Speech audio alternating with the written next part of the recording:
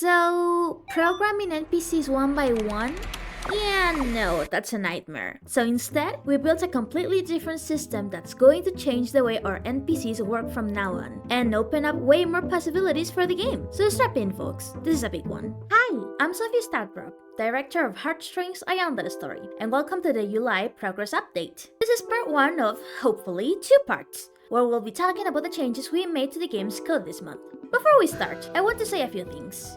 Heads up, there's no new build this month. Most of the updates were deep inside the code, not the flashy visual stuff. Our volunteers have been working on internal things like rigging new characters to make animations easier in the future. If you're curious about that, I'll post updates over on Coffee in the Super Support tier. What's shown in today's video is still a work in progress. It's important for us to explain what we're doing and what we hope to achieve. Oh, and this video is going to be a bit more technical than usual, so buckle up, or just sit comfortably, whatever makes you feel better. Let's talk about NPCs. These characters are the backbone of making the school feel alive, so giving them the right behavior is really important. These are the types of NPCs we have so far. First off, Hall Monitor and Larry. These two are basically the school's security cameras. They patrol the hallways, act as authority figures, and if they spot you doing something you shouldn't, they'll stop you on the spot. Larry and Hall Monitor, while having different characters' personalities, have a similar function.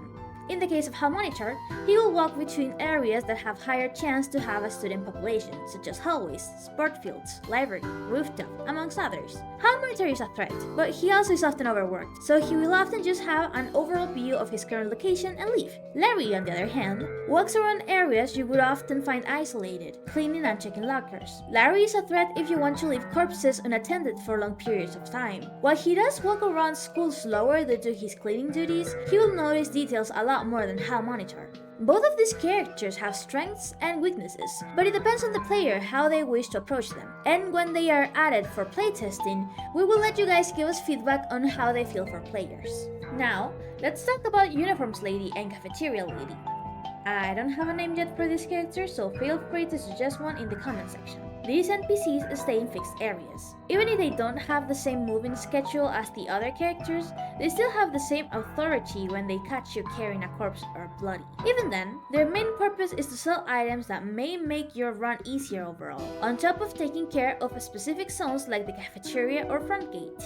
Teachers are similar to these two characters, but they mostly stay in their classrooms. We may decide to make them live and roam the school, but for now, they stay stationary. Finally, the students. The majority of the NPCs are regular students. They're not just background filler, they're designed to have different challenges and dynamics as you navigate the school.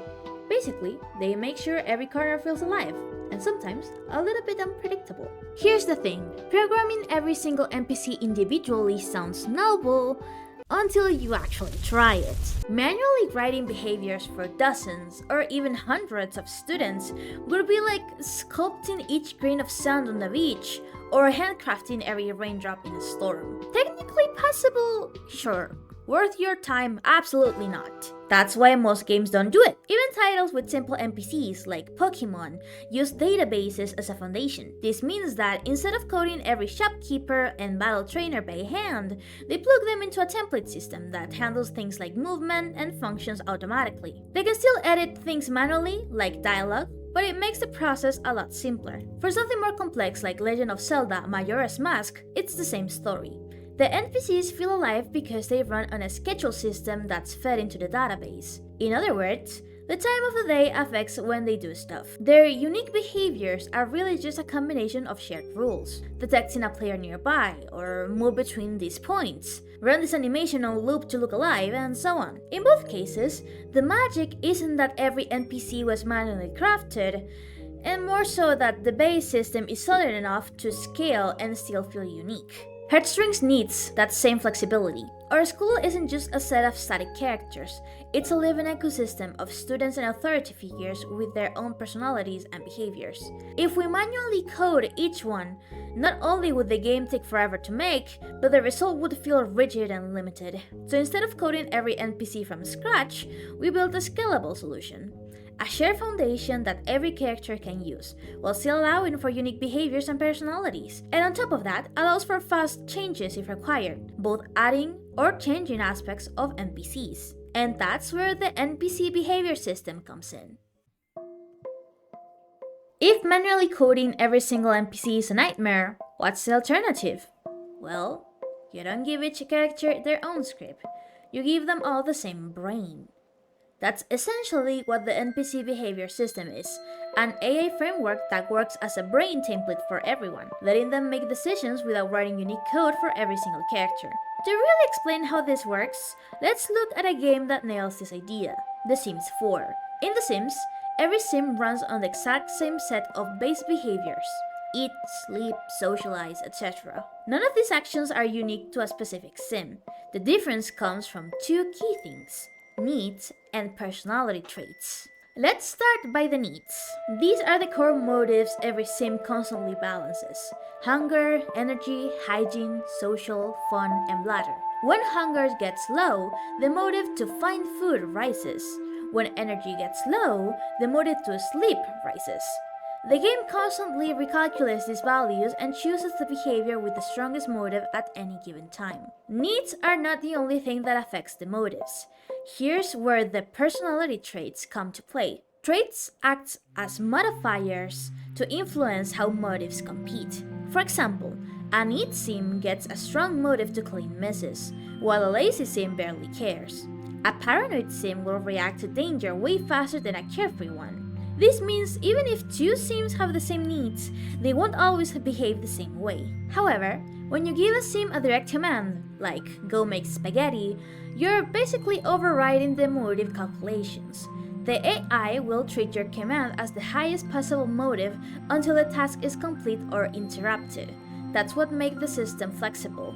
The game can mix dynamic AI decisions with player-driven actions without breaking the simulation. Now, how does this translate to HeartStrings? Our NPC behavior system works on the same principle. Every NPC shares a base library of behaviors: patrol, attend class, flee, call authorities, socialize, investigate, and so on. Each of those behaviors is tied to a motive value that constantly shifts based on the situation. A student with class on their schedule, their attend class motive spikes. Witness a murder, their flee and call the cops motives shoot through the roof, and so on. On top of that, we layer personality traits. These tweak the motives dynamically. A paranoid student will have a much higher drive to call authorities. A coward student will choose running over confronting the danger every time.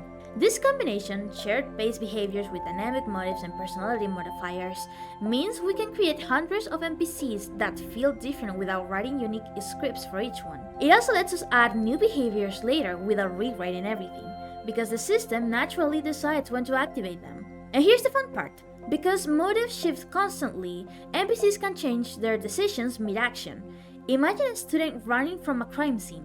Once they feel safe enough, their call the cops motive finally overtakes flee, so they pull out their phone. But if the player shows up again, the flee motive spikes. They drop the call and bolt. That kind of dynamic response is what makes the school feel alive. Hey, hold on that thought for a minute. Quick pause to thank everyone supporting on Coffee. While YouTube is my job, I do appreciate any help I can get to justify game development to my rental owner. If you want to see early drafts of art pieces, dialogue, or similar things, all that's up on the super support tier. Thank you! So now we have a common brain template for every NPC, motives that fight for priority, and personality traits that change how each character reacts to the same situation. That's our foundation. But here's the thing.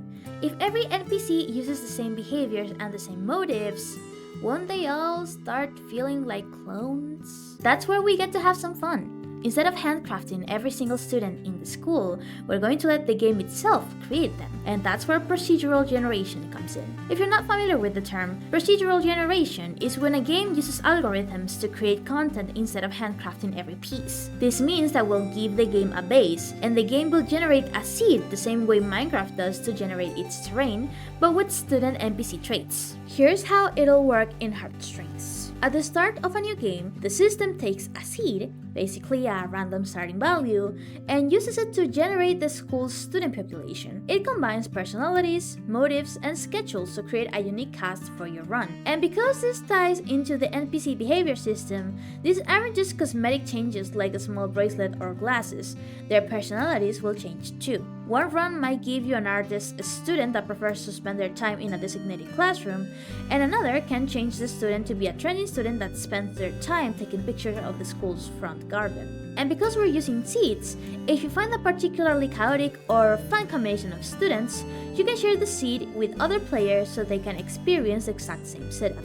This means every playthrough forces you to adapt. You have to watch how NPCs behave and plan around it.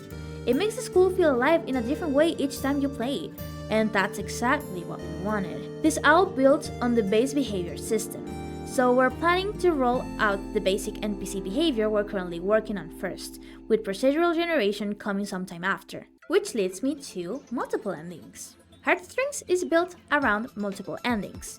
We don't want you to just play once. We want each run to feel like peeling back another layer of the story. You're not just replaying the same week, you're uncovering the past of these characters, who they are, how they interact, their goals, their fears.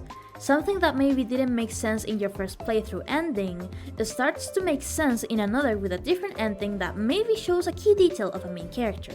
The procedural generation is meant to support this narrative goal through gameplay, since every new game gives you a different mix of NPCs' personalities and behaviors. No two playthroughs are exactly alike. That means that the strategies you use to reach one ending may need to be modified or reworked in the next run.